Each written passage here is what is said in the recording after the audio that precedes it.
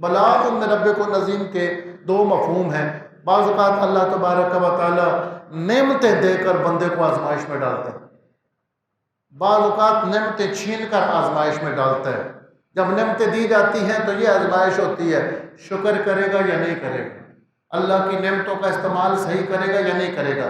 ایک حدیث شریف میں آتا ہے کہ اللہ تعالیٰ جب کسی بندے کو عزت دینا چاہتا ہے، اس پہ راضی ہوتا ہے، تو لوگوں کے کام اس کے ساتھ لگا دیتا ہے، لوگ اپنے کام اس کے پاس لے کر جاتے ہیں، لوگ اپنی حاجتیں اس کے پاس لے کر جاتے ہیں۔ کوئی دنیا کا عہدہ مل جاتا ہے کہ لوگوں کے کام کرے، یا کوئی روحانی طور پر اللہ اس کو عزت دیتا ہے، لوگ اس کے پاس دعا کے لیے آتے ہیں، مشکلات میں اس کے پاس آتے ہیں کہ وہ اللہ کی بارگاہ میں عرض کرے۔ فرمایا اگر وہ اپنا کام کرتا ہے تو پھر تو ٹھیک، اس کی وہ عزت قائم رہتی ہے، بڑھتی رہتی ہے۔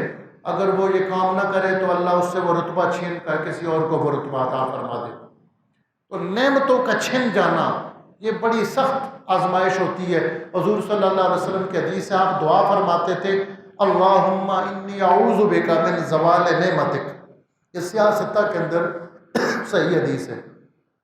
حسن المسلم ایک چھوٹی سی کتاب ہے، صحیح حدیث سے دعائیں اکٹھی کی گئی، اس میں بھی یہ ہے، اللہم انی اعوذ بک من زوال نعمتک وتحول عافیتک وفجاءت نقمتک ومن جمیع سخطک۔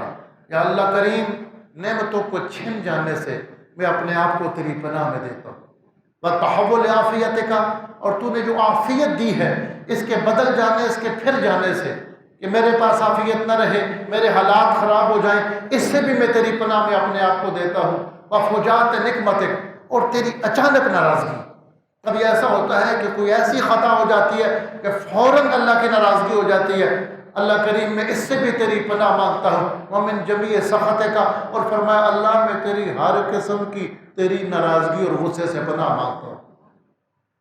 تو اللہ تعالیٰ کبھی نعمتیں دے کر آزماتا ہے، کبھی نعمتوں کو لے کر آزماتا ہے، کبھی وہ بندے کو کچھ دے کر آزماتا ہے، کبھی کچھ لے کر آزماتا ہے کہ اب یہ صبر کرے گا یا نہیں کرے گا، رونا پیٹنا شروع کر دے گا، ہائے فریاد شروع کر دے گا، یا صبر کرے گا کہ اللہ کی طرف سے ایک آزمائش ہے، اگر صبر کرے تو اللہ اس کو اپنا قرب عطا فرماتا ہے۔